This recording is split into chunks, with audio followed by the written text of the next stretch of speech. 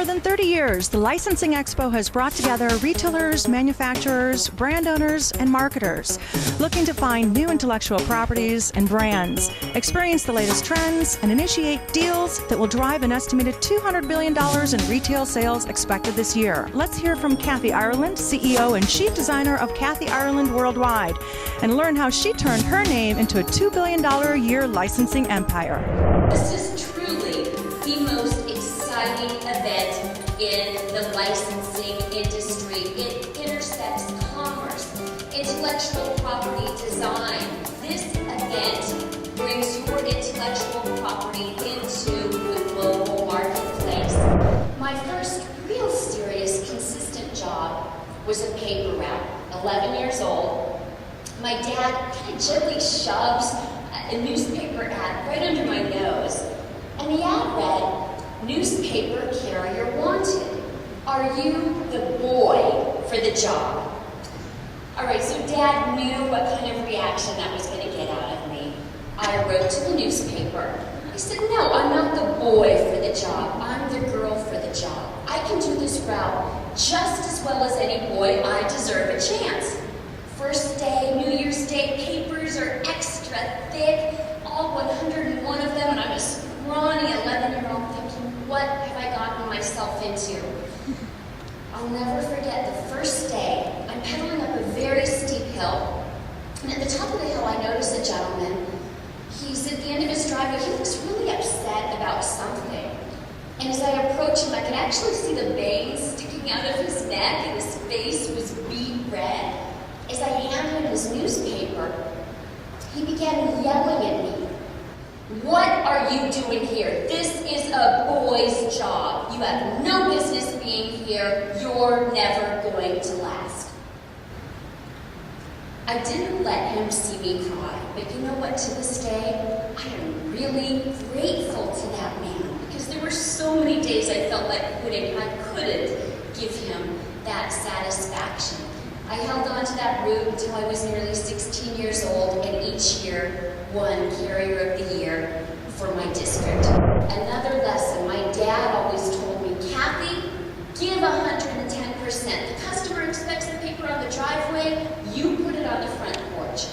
That was the foundation of my learning to under-promise and over-deliver. It's the foundation of our licensing business today, and more than 30 years later, I'm still the girl with a paper route. As a teen, I was really rough around the edges, a tomboy, frizzy hair, perpetually peeling nose from overexposure to the elements. Well, I hadn't discovered tweezers yet, so one big monobrow.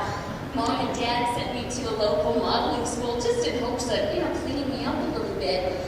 Everyone was as surprised as I was when a scout asked me to come to New York City to model. So from going to, my world was as far as I could pedal my bicycle. Next I was in New York City, Paris, Milan, navigating through this world of fashion. And like all models, had my share of curves. And I also met some great people, some mentors. And I'm going to be talking with you today about some mentors in my life. One is Julie Campbell. Many of you may not recognize that name, but Julie is responsible for more careers than I can name. All those women from the catwalk I mentioned earlier, them and many, many more. As founder and senior editor of the Sports Illustrated swimsuit issue during its most successful decades, there were many lessons I learned from Julie that apply to the world of licensing today. In the early days of SI, it was a really small budget and a bare bones crew.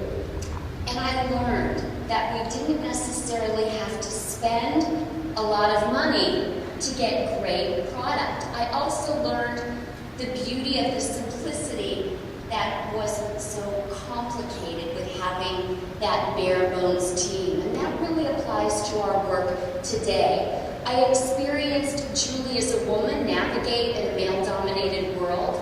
I experienced her fight for the integrity of her brand. And we see the results of that that today through licensing. When you look at SI, you see the many, many licensed products, from calendars to watches, footballs, trading cards. It goes on and on. But it all started with that one concept and this woman fighting for the integrity, Elizabeth Taylor. So I continue to learn from her. In the early 80s, when the AIDS epidemic was coming on, she was frustrated that so little was being done. Then Elizabeth looked in the mirror one day and she said, wait a minute, I'm somebody and I can do something. Warren Buffett is the one who buys licenses, and something I learned from him, he shared fashion and apparel, it cycles very quickly. But in home, it's much more consistent. So that was something that stuck with me, that I paid attention to. Throughout my modeling career, I tried and failed many businesses before starting our brand back in '93 with a single pair of socks with John and Marilyn Moretz. John and Marilyn actually offered me an opportunity to model a pair of socks. It's not quite as glamorous as it sounds. It was a very small budget, no exotic locations, no much needed photo retoucher, but it was a job. And it was at a time when not a lot of job offers were coming my way. Still, I knew that if I didn't close the door on that chapter of my life, I might not live my dream of design and licensing. One of the things I was teased about as a model, people said I was so cheap. Why don't you buy some better clothes, drive a nicer car, at least pay for valet parking? I was saving to invest in people. People and how they are treated are far more important than profit margins. I believe that we all have strengths and weaknesses. And yes, I believe we should try new things, learn new things, never stop growing. I also believe it's the most efficient use of our time if we focus on our strengths and develop them and work with others who are strong in areas that we are not.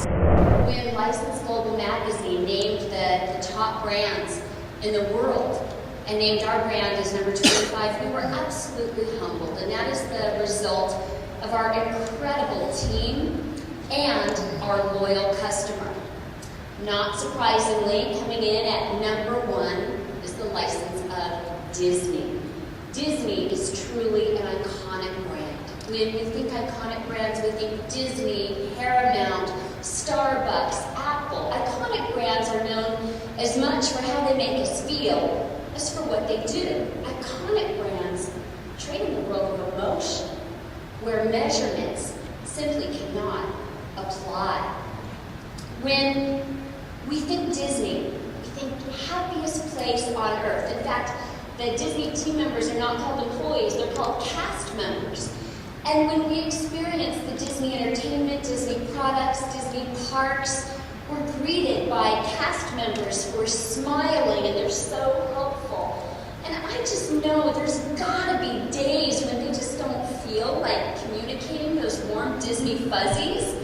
Yet they break through, they get over themselves, and they focus on the goal of that license.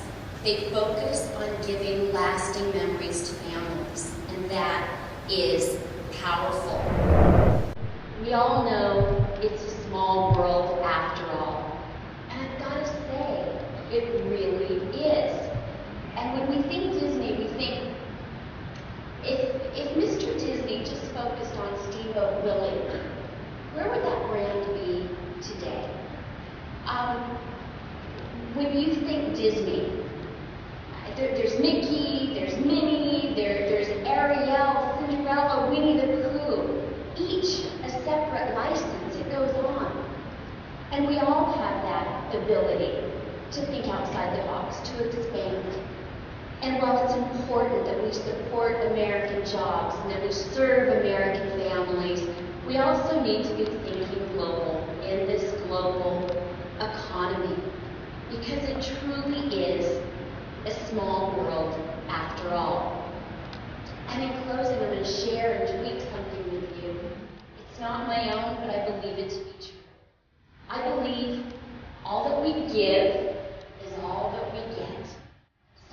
give it all you've got. Here's to licensing and every joy it brings. Here's to licensing and dreamers and their dreams. May all